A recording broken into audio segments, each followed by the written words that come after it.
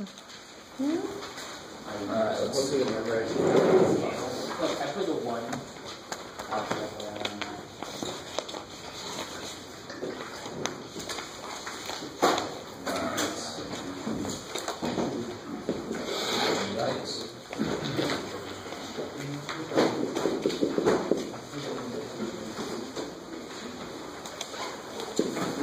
You guys have done this kind of thing before, believe it or not.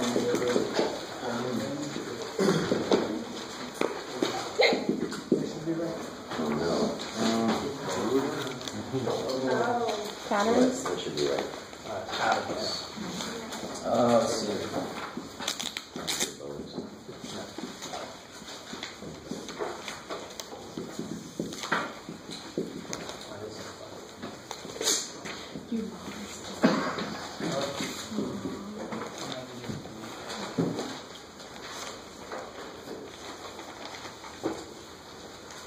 We'll start with something we know.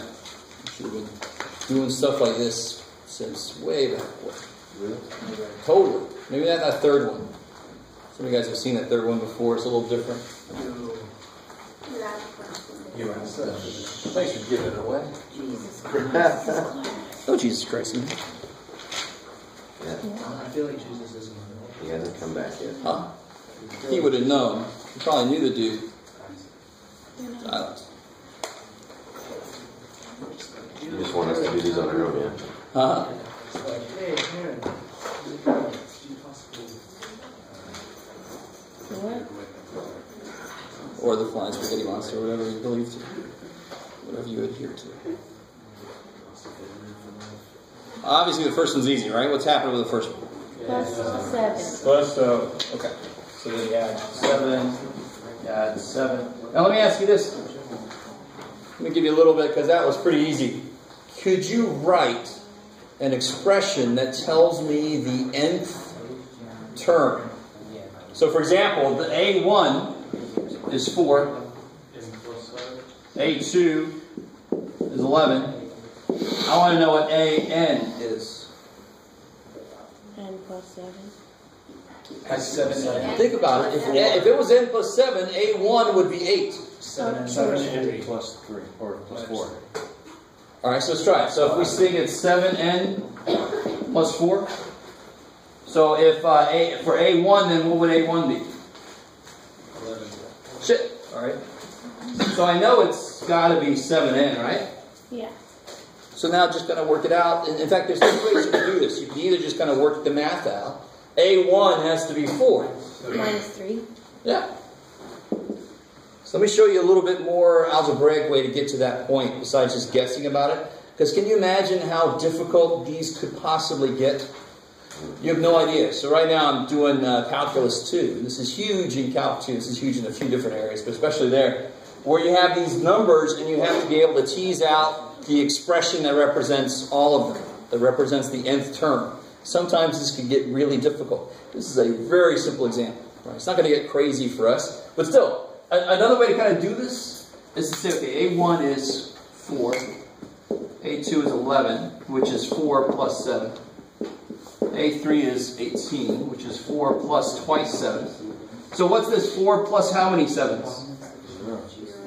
Yeah, this is 4 plus 1 7. This is 4 plus no 7s. Right? You guys with me? Alright, cool. So of course, this is the idea of I start at 4, and then I take one step, and it's like 7 inches big or whatever the step. And then I take another step and so forth, right? Every time I take a step, it's 7 further.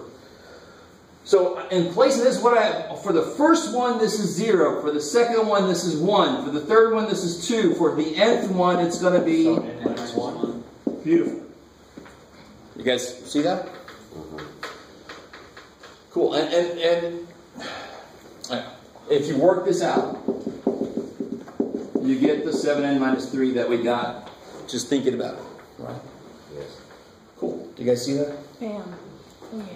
One thing about this is this book and some other books, they always start these sequences. This is what these are called, these sequences at n equal 1. If I would have started at n equals 0, I would not have had that n minus 1 weirdness. You guys see that? I don't know if you guys are with me. So we start n at 1.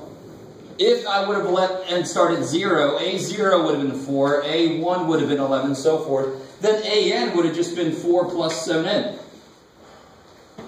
It would have been straight up easy. But since we didn't start at 0, we started at 1, I had to offset this by 1. Alright, so that's kind of how the expression relates to the indices that you pick. Right? A1, A2, A3 versus A0, A1, A2. Right, maybe. What about the second dude? What's the next term? It's divided by 3. Yeah, it's 9. 3. That's crazy. So how do I write an nth term for that? N over 3. Then the first term would be 1/3. Right? So here we go. Let's see. A1 is 243. A2 is 243 divided by 3, right? 243 divided by 3. A3 is 243 divided by 3 squared, because you divide by 3 twice. Do you see what I'm trying to do? I'm trying to write it in a form where the number that changes is really evident, because that's where my n is going to go. So what is this really? Divided by 3 to the 0. Oh, 0. And this is divided by 1 3 divided by 2 3s. So an would be 243 to 3 to the third. 3 to the n. Yeah, this 3 is 2, 1 is 0, 2 is 1, so it's got to be same problem we had over there, right? And a slightly, well, this is fine. Slightly better way to write this would be like that. Because this kind of sequence is called a geometric sequence. It's based off of multiplication. So this is section 12.3. This one's called arithmetic, based off adding or subtracting, which is just adding the negative, right? So arithmetic is just adding, geometric is multiplying, which is also dividing. This guy is definitely strange. Right? Anybody know what this one's called? Oh gosh. Fibonacci sequence. I like it. Cool. Fibonacci sequence you can devote basically an entire lifetime studying, because it has connections to almost everything you can imagine. There is music based off of Fibonacci. There's artwork based off of Fibonacci. There's psychology of our brains. Basically, we are attuned to things from the Fibonacci sequence. The music we like a lot, the harmonies that are made, are normally made from frequencies that are in this sequence, or that have ratios that are related to this sequence. The artwork we like it kind of has a natural what do I want to say? Sometimes when you have something going on, you'll have a cut somewhere, and this cut is in a ratio that's related to the Fibonacci sequence, and we just naturally like it. It's weird. And the reason this happens is because the sequence builds off of itself. So what's really cool to me is, this is not always true, but if you had a tree that nobody cut any limbs off of, and it grew normally, you count along as it grows, and you start getting this many trunks as you go up, this many branches. So as you go up, there's one branch, then there's going to be 2 branches, and then there's going to be, let's see how good my artwork is, 3 branches further up. And as you go further up, as you look across, you start seeing these numbers pop out, because nature builds on itself. Kind of neat. Now help me out. What's the next term? I think Megan or somebody gave it away. You didn't give it away. You were upset. 1 plus 1 is 2. 1 plus 2 is 3. So forth. So what's this one? 34. 34. 55. Now, do me a favor. What is 34 divided by 21? And what's 55 divided by 34? Just dividing one by the one previous. That's none of that. It's 1.61764 for the Yeah, so 1. 55, other one. Are they both? That one's 1.619. It's 1.618? 1.617. 7? Oh, yeah. 8. All right. Well, I guess it would So be. as you go further out, now obviously way up here, 3 divided by 2 is 1.5. As you go further out, they get closer and closer to this 1.618. It's actually a number that goes forever. So like pi does, 3.1415, blah, blah, blah, forever. This is actually called phi. This is the golden ratio. And for example, some pyramids in Egypt were built using this ratio. We're not sure. Now this is where it gets really interesting. This is the connection between psychology and math. We don't know if it was made that way because the golden ratio relates to things that look pleasing to the eye. So when you design something, you sort of naturally use it. Or did the Egyptians actually know about this number and thus make things specifically in that ratio? Are you guys kind of with me here? So the really neat thing to me about this is this connects with every possible other discipline there is. There's connect. If you just Google Fibonacci and then fill in, my friend Sean. I always talk about Sean. He makes a lot of money, but he's got like a lot of kids. And he doesn't have. He makes a lot of money because he has to. I was like, well, I got a lot of money. Oh, let's go. And he's a financial analyst. So he's got money to play the stock market before he had the next kid. And what he does is he uses something called Fibonacci stock analysis and he made money through the recession doing this. It's the number of little drops always occur in Fibonacci numbers, so then you'll know when the next big drop is coming. I don't, to tell you honestly, I don't have enough money to play, so I haven't even really looked at that. But he actually made money through the recession on that. It's kind of neat. That sounds sort of like this isn't a commercial I'm trying to sell this, but no, it's just neat. The applications of this are crazy. Anyway, that's enough about that. Yes, ma'am. Okay, so you said it was the Fibonacci ratio. I still have no idea what it is. He's not there. That's it. I don't know what else to tell you. If you just, this is kind of neat. This is neat. We're not saying that we understand why this is true. The thing I think it is because nature builds on itself. For example, there's this. This is not exactly perfect, but there's this creature called the chambered nautilus, and its shell mimics some aspects of the Fibonacci sequence. Because when it grows, it builds a little bigger shell. And then it grows on itself and it builds a little bigger shell. And the more there is of it, the bigger it's going to grow next. Does that make sense? So it kind of builds on itself. So much in life does this kind of thing. So just playing with frickin' numbers comes up with this thing that's just neat. Yes. Nature is asking how you get that sequence of numbers. Like 1 plus 1. Are you with me as far as how to just construct it? Is that? I think that's 1 plus 1 is 2. I think 1 plus 2 is 3. Like those. Oh. So it'd be Yeah. like, Sorry, I didn't know what level your question was at. Yeah. What's that? would it be like you know how we created these, the 7a minus 3? That's like. Oh yeah. Now this one. What do you think about an equation for it? What do you think? Plus n plus 1. You could write an equation for this. You could say, for example, what's A3? It's equal to A1 plus A2. And that's true all the way. So what's AN? See if you guys can handle this. AN minus. Kick ass. AN minus 1. AN minus 2. AN minus 2. Sweet.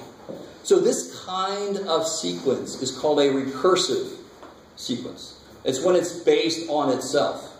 All right, so this is just one type of recursive sequence. It's when you have the nth term related to terms before it. You guys kind of with me so far? New terminology is called recursive sequence. When you base it off of what it was before, AN equals something to do with AN minus 1. Now, in this example, they have to give me these two numbers here, right? So do me a favor, real quick. Last thing we'll do with this sequence. You guys start with your own first two numbers. Whatever you want them to be. Just not 1, 1. Maybe not 1, 2. Don't pick something that's already in the sequence. Maybe pick like 3, 11. And just make the first 8 using the same ideas of Fibonacci, right? So if I started with 3, 11, my next number would be 14. So do that real quick. Make the first 8 terms. Somebody pick really weird numbers. Let's see. 7 and 13. Maybe not. Do it. Yeah, do it. Make yours. You don't have to pick like square root of 2 or anything. Everybody's like, we weren't thinking that way, John. Let's see what's that. 1, 2, 3, 4, 5, 6, 7, 8.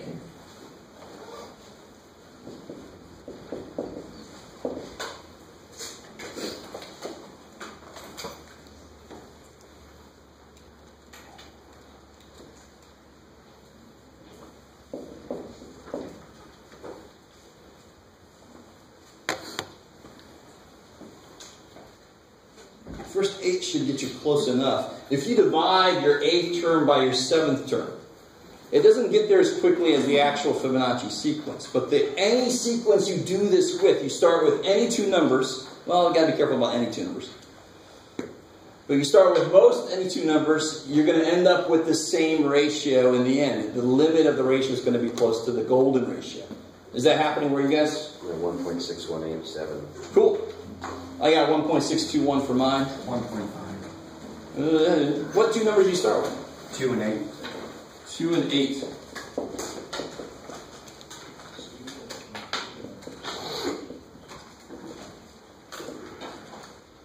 Is that 1, 2, 3, 4, 5, 6, 7, 8? 110. 110? No, it's not. 120. That's the Oh, problem. wait, here we go. So do 120 divided by 74. What do you get? Oh, wait a minute.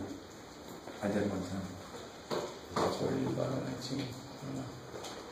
It's a bit much. I think it's 64 for some reason. That's all. Okay, okay. Cool. You guys with me so far? Now, I'm wondering if anybody's thinking, well, what if you start with 3 numbers and start doing that? To tell you honestly, I can't even remember the name of that sequence. It starts with an L. Can't remember the name of it. But it's also deals, it comes up to the same ratio no matter what 3 numbers you start with. It's kind of neat. They haven't really found a geometric or practical application for it, but oh well. No, so it's worthless. But see, this is the boundary for me. I don't know if I could really finish out a math PhD, because at some point you're like, I need applications, my God. But at the same time, I completely understand just exploratory mathematics, where you just try something and you're like, well, that's interesting. And then 10 years later, somebody goes, oh, that solves the problem we're doing over here, trying to construct a better airplane engine. Hey, kick out. You don't even know. So if you never did the exploratory stuff in the first place, nobody would say, hey, shit, that works over here. So there's a need for both of those things, right? Just pure playing around with numbers, and then somebody goes, whoa, shit, that solves my problem over here. Right? That has happened. That happened. That has Just happened. an example. Okay.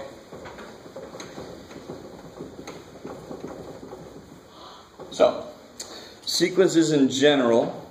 Let me go ahead and give you this handout as we transition into sums.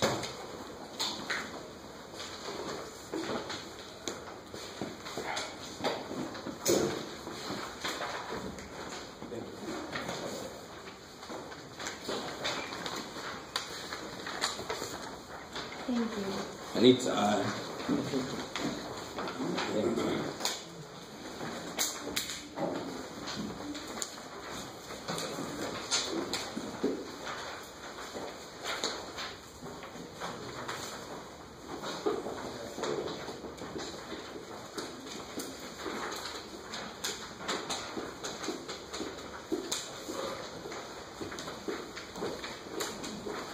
All right, so before I get too far here, can you guys do the first place that says exercises? Do those 6 problems.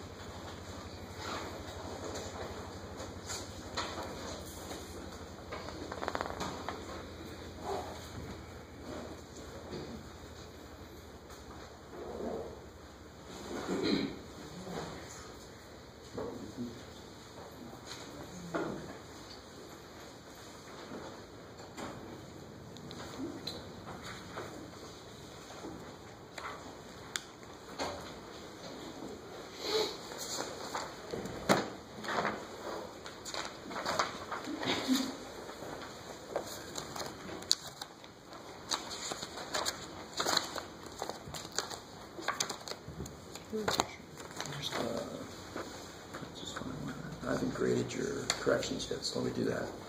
Yep.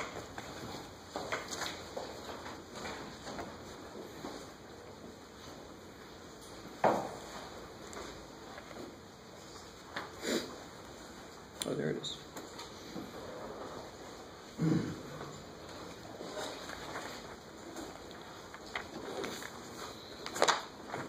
If you happen to have your book with you, on page 78, they have the image of the chambered nautilus, the shell I was talking about a second ago.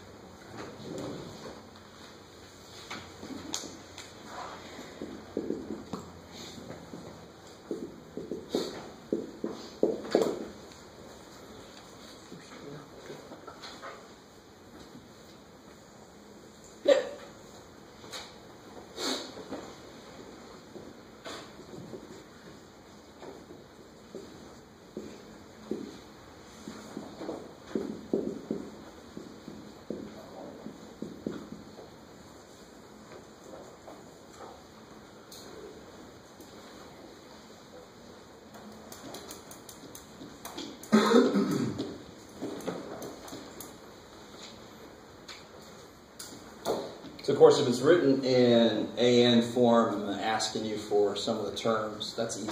That's where you just plug stuff in for N. Right? Sort of like function notation in a way. So these three here should have not been too evil. So this one's interesting because every other term is going to be subtracting and the other one's going to be adding, right? So we call this one an alternating sequence because we're really creative math people. It alternates between adding and subtracting. So you get 1, so it's when it's first power you subtract, so 1 minus 1/2, 1/2. Now when it's 2, it'll be 1 plus 1/4, right? 5/4. And when it's 3, it's going to be 1 minus 1/8. 7/8. And when it's 4, we come back to positive 1 plus 1/16. Is that cool? Since the negative's inside, it's affected by the power, so every other one is going to be subtracting, every other one's going to be adding. Okay, maybe.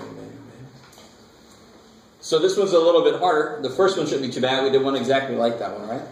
So what do you guys come up with for this?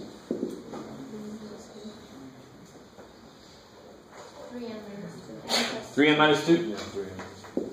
Yeah, so if you do n is 1 plus 3 times n minus 1, you can do it that way, like we did earlier. You'll still end up at 3n minus 2. Kick ass. Alright, so again, this is actually the entire section 12.2 is devoted to this kind of sequence. Now we do a little bit more with it, besides just define it. We do some more stuff with it in 12.2, but that's basically what 12.2 is all about. What about this guy? N plus 2 Yeah, so n plus 2 over n minus 2. over n plus 3. Yeah. Is that cool? You guys see that? I wasn't there yet. Shit, I'm sorry. Can you go over how to find that? Yeah, so here we go. Here's how you always, if you have no idea, here's how you start attacking this thing. You attack it the same way I just did earlier. You say, okay, A1 is 3/4. A2 is 4/5.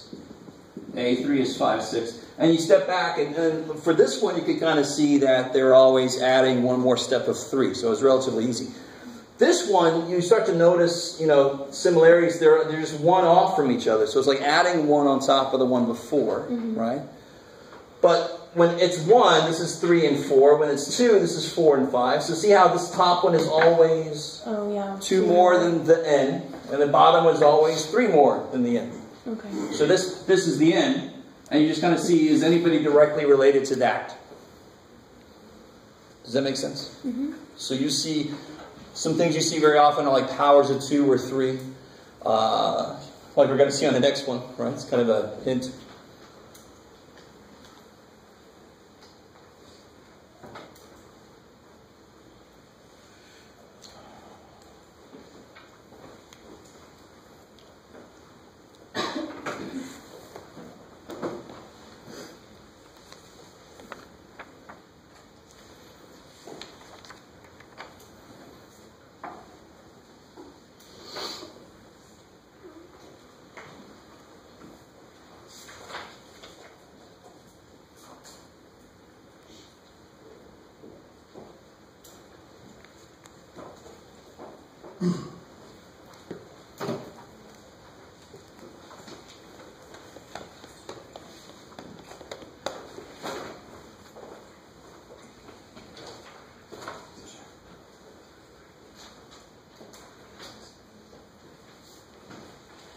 So try that for A3. 2 times 3 is 6. So it can't be Not multiplication like that.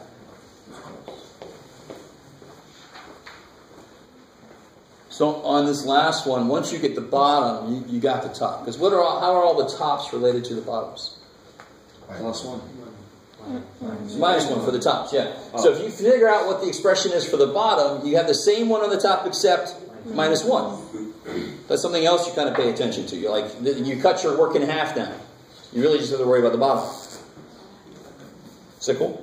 Well, I don't know, the pattern I was noticing was you just add the bottom, like 1 and 2, 3. 3 and 4, 7, 7, 8, 15. Yeah, that's an interesting byproduct of distances between squares in a way. But it doesn't really... I don't want, unless I say, give me a recursive formula, I don't want a recursive formula. Right? If I say, give me a recursive formula, then you're allowed to base it off of what it was before. Otherwise, I want straight up, tell me how to figure out the 80th term. Because it would suck if you run a recursive formula and then I said, what's the 712th term? Well, to get the 712th term, you got to know what the 711th term is. And to get that, holy shit. If I want to know what the 712th term is here, easy as hell. Just plug 712 in. Right? So this is actually a much better representation. Some sequences you can't represent this way. So too damn bad for us. But if I can, hell yes I will. So here, the bottoms, so A1, if I just look at the bottom, it should kind of jump out at you, hopefully very quickly. 2 to the end. Yeah, exactly. 2 to the first, 2 to the second, 2 to the third. Right? So powers of 2. Every time it's multiplied by another 2. So the bottom will be 2 to the end. So the top's got to be 2n minus 1. 2 to the n minus 1. Now let's see if I simplify this just a little bit. Here's another way you can do it. Right, you guys see that? That would not be so terribly obvious to me. But I just simplified it a little bit, right? Sure enough, I mean, 1 minus 1/2 is 1/2. 1 minus 1/4 is 3/4. Do you guys see that? But that's not the thing I would see. I would see this. It's much easier to see. So either way is fine. How are you guys doing so far? You guys all right? So that's not horrible. It could get remarkably horrible, but I won't let it. Right? I think you guys can understand. Have we talked about this symbol in here at all? I've talked about that in 2 of my classes. I don't know. We talked about it a little bit? Remember what that means? What's 7? What's that mean? 7. 7! 5. Beautiful. What is Right. that? What does that mark again?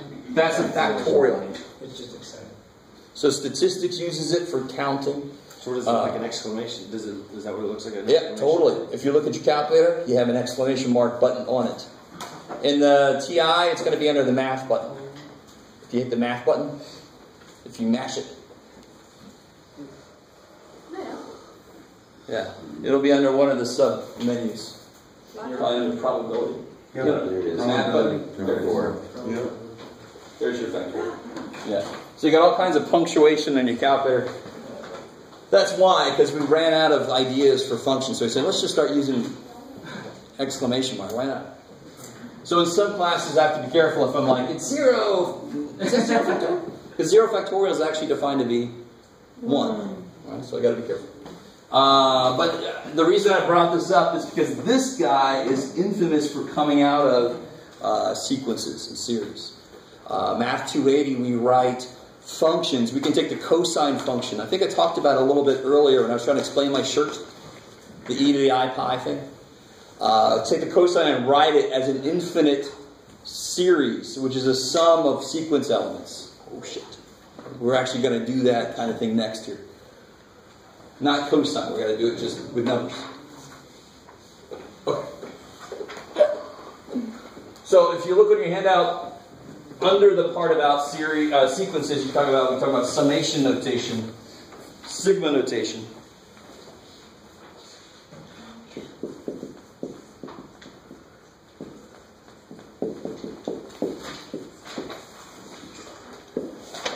So, for example, the one we just had, still section 12. 12 defines a sequence. It talks about going both ways. They give you AN, you got to give them the terms. They give you the terms, you got to give them AN. And then it talks about, well, what if I add the terms of a sequence? So, if, for example, I had this.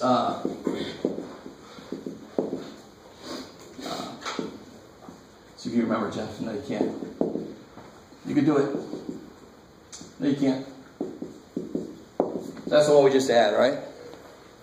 Yeah, cool. But now they have plus signs in the middle. So this is not a sequence. This is officially called a series. I don't think the book actually uses that word. So what's the difference between a sequence and a series? The difference is in a sequence, there's commas. A sequence is all about separate terms. A series is all about adding those terms up. You see the difference, right? So we had a sequence where it was 1/2, comma, 3/4, comma, 7/8. They're all individual, separate terms, but they're all related by the same rule. And that's the rule we came up with. You guys with me? And what was that rule we came up with? The nth term would look like what? What was the rule we came up with?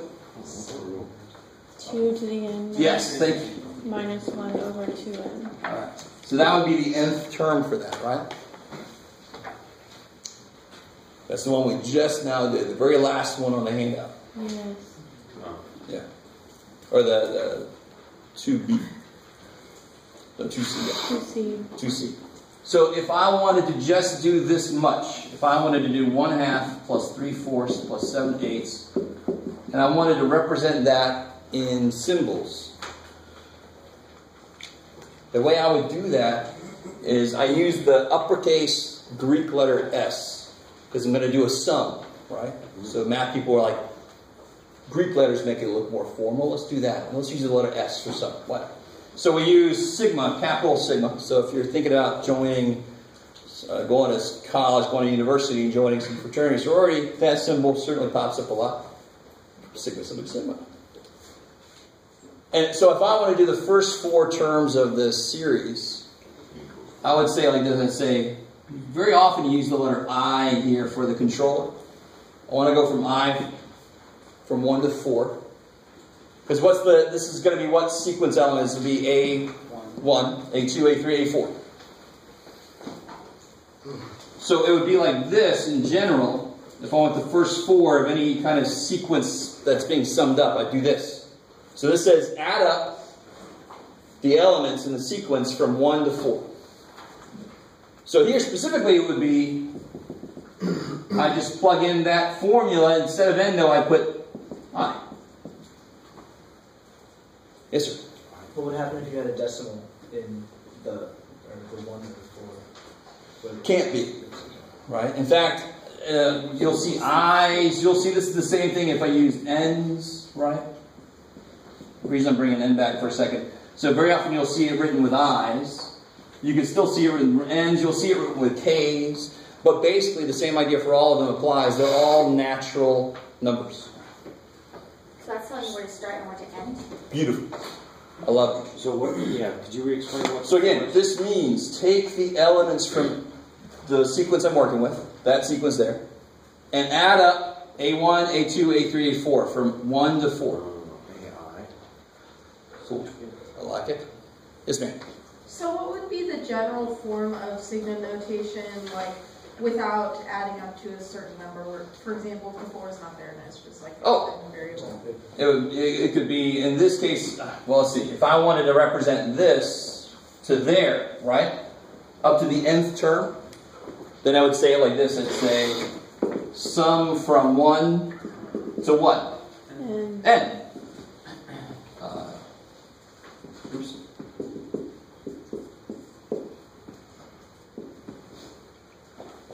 Cool.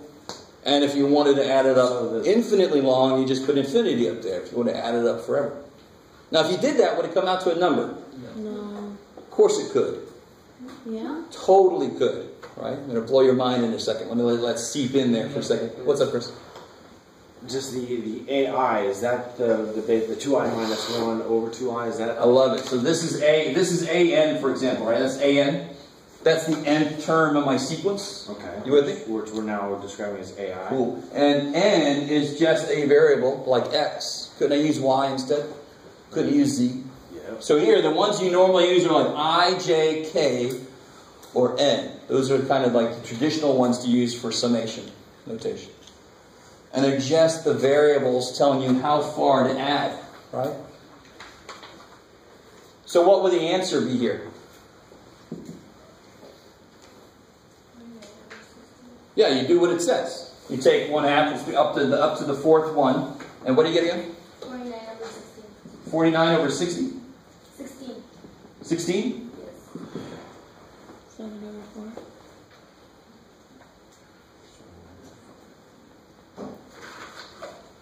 It's about right. Cool. me let that sink in. Now right there, obviously, if I continue doing that, do you think it's going to come out to be a number? It's probably going to go to infinity, right? You see how big the top got already, and I only did the first 4 terms. If I kept going, it'd probably get much, much bigger than 1. It might go to infinity. So I want to come back to what I said earlier, because that always trips people out. Let me do a couple of quick lightning round stuff with this. Make sure you guys understand the idea. So everybody got this here? Yeah. You good, Chris? Yes, thank you. Okay. So if I had, for example, real quick, if I had this here, let's do equals 3 to 5 of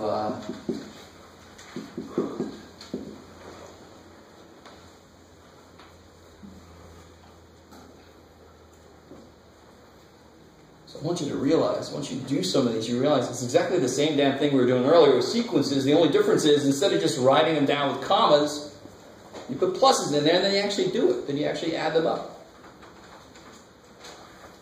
So where am I starting this time? 3. At 3. And I'm going to go to 5. All right?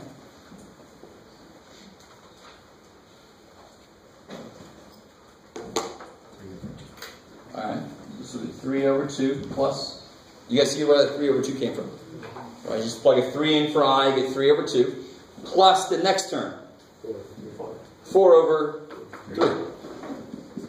Plus 5 over 4. Good. And then you just do that. See what it comes out to be. 49 What is it? 12. 44, 15. 49, yeah. Cool. How are we doing so far? Yeah.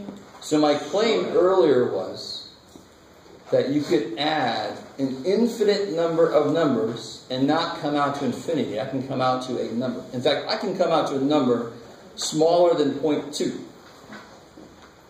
I can come out to a number smaller than any damn number you want to come up with. And here's how it happens. You ready? I don't know if you're ready. What about this guy here? Let's say, let me bring n back for us. N equals 1 to infinity of, you got it, Jeff. You got it? 10 to the negative n, or 1 over 10 to the n, however you want to talk about it. Getting smaller and smaller and smaller. Yeah, exactly.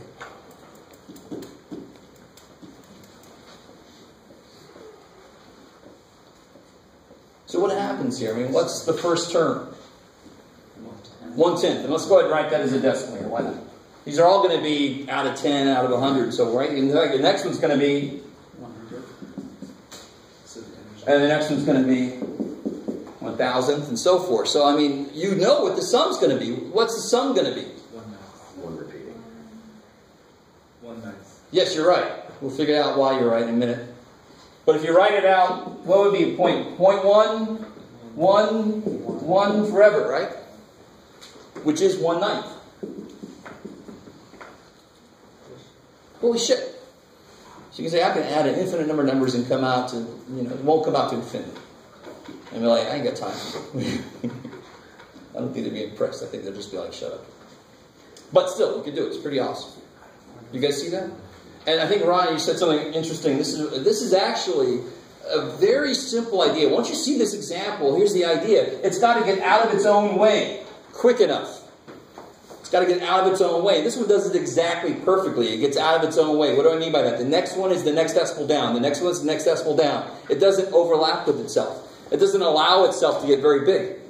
So this first term goes in the first decimal place. The next term is over 1. It gets out of its own way. It doesn't overlap, so it's not adding to something bigger and bigger and bigger. Whereas this guy doesn't get out of its own way fast enough. Right? Every single one of these is really, really close to 1. So it's almost like adding 1 up forever. And of course, that's going to go to freaking infinity, right? How are we doing so far? This is a little bit beyond what we're talking about, but what the hell? This is a good idea to talk about now. It's kind of cool. Everybody cool with that fact here? Do you guys remember how to show that? So if I had 0.111 forever. Yeah, line never stop. So if I say I don't know what the hell it is, I'm going to call it x. Right? The beautiful thing about algebra. Just call it x if you don't know what it is. And what's 10 times that going to be? The decimal scientific over. notation. 1 point, no. It's going to be that, right? Mm-hmm. So then what if I do it? If I subtract them, what do I get? 9x. 1, exactly, because all the infinite ones go away. So I get x is, 1/9. and x was my number to begin with. So 0.1 forever is 1/9. Most of you guys know what 1/3 is. What's 1/3 as a decimal? Divide that by 3. You get 1/9, and you also get 0.111 forever. There you go. That's a more direct way. How are we doing so far? So the study of sequences and series is really freaking cool. If you happen to be on the track towards Calculus 2, people going into Calc 2 hear about these and it trips them out. And I don't blame them too much because we definitely do a little bit more than this. But this idea that a series could go to a finite number. What do you think has got to be true about each one of these, though? They have to be getting Bigger. smaller, right, to get out of its own way, but they also have to get, if I let it get really big, they got to go towards 0. All right, so that's enough of Calc 2 for you. Not even in Calc 1 yet. But then we can do this right now, no problem. So, what's... Would it approach 0 but never actually get to 0? That's what the idea of a limit is. I like it. But it has to be going towards 0. It can't be going towards like 0.0003. Because if I add 0.00003 forever, that's going to go to infinity, isn't it? Right? So it has to eternally be getting out of its own way. So if I go all the way to the end, I have to be at 0. Or as close to 0 as you can possibly get. Yeah, and those two are exactly saying the same thing, which is weird. Yes. Oh. Okay. I'm also confused on terms of the approaching 0 because I can only imagine that if the sequence goes on indefinitely but it's only positive, then would that just not work, or is that the rule that? Where's the horizontal asymptote for that? 0. Yeah, why is it a 0? Because 0 Never can't be quite right. gets to 0. Because there's 3 situations, remember? You can either have the degrees are the same, so it's the ratio of the coefficients. Do you guys vaguely remember that? Or the bottom degree can be bigger, so the bottom gets really, really big, faster than the top, so the whole thing's going to go to 0. So we've said this before. We just don't realize it's exactly the same situation here. So this is really 1 over 10 to the n, which is like 1 over some variable, right? The bottom's changing. So it's really the same idea as that. As I let the bottom get really, really big, the whole thing goes to 0. I like it. So we've used this terminology before. And in fact, I think I used the symbol before, right? Trying to get you guys ready for calculus. The limit, as x gets really, really big, of this is 0. The beautiful thing about limits is you never get there. Why am I not allowed to get to infinity? I can't. Right? If you get there, let me know. You probably just became pure energy. You just done the whole powder thing, right? If you ever seen that movie. If you haven't, you should see it. It's really neat. You can never get to what the limit is saying, but it's saying if you did get there, you would basically be at 0. 1 divided by the biggest number possible is 0. Now, back over there, where did the 10x and the x come into play? Oh, this is a little trick that if I haven't shown you this before, I don't know why not. Yeah. Where if it's repeating, you just multiply it by the right number of 10s to make this repeating part line up. Because that's the part that sucks. This goes forever. Well, let it kill itself. Then I got nice whole numbers. Bam, I got a fraction now. Yay. So you can do that for anything that repeats. If I had this, what would I have to multiply by to make it line back up? 1,000. Exactly. And you have to say it just like that. 1,000. That'd be 273.273 forever. These would cancel. You could do that same process. So you get 999x equals 273. So 273 over 999, if you did that in your calculator, you would get 0.273, 273, 273. Yeah, cool. course you would. You just proved it. Silly question. How did you know it was 1,000? You have to move the decimal 1, 2, 3 to make it line back up. Yeah. Cool. So any decimal that repeats is why it's called rational, because you can write it as a ratio, as a fraction. Yay. Okay. Oh, cool. I want to let us out a little early today. So we just did 12-1. You guys should be able to do 12-1. Tomorrow we're going to do 12-2 and 12-3. I think you're going to have the answer key. We'll see Wednesday or Thursday. I'll have the answer key for the practice final. We should be done with chapter 12 by Thursday. On Thursday we're going to start the review for the final because we've got a lot to review. And if you notice, there's a workshop this Friday. I put it on your grade sheet. Math 175, 176.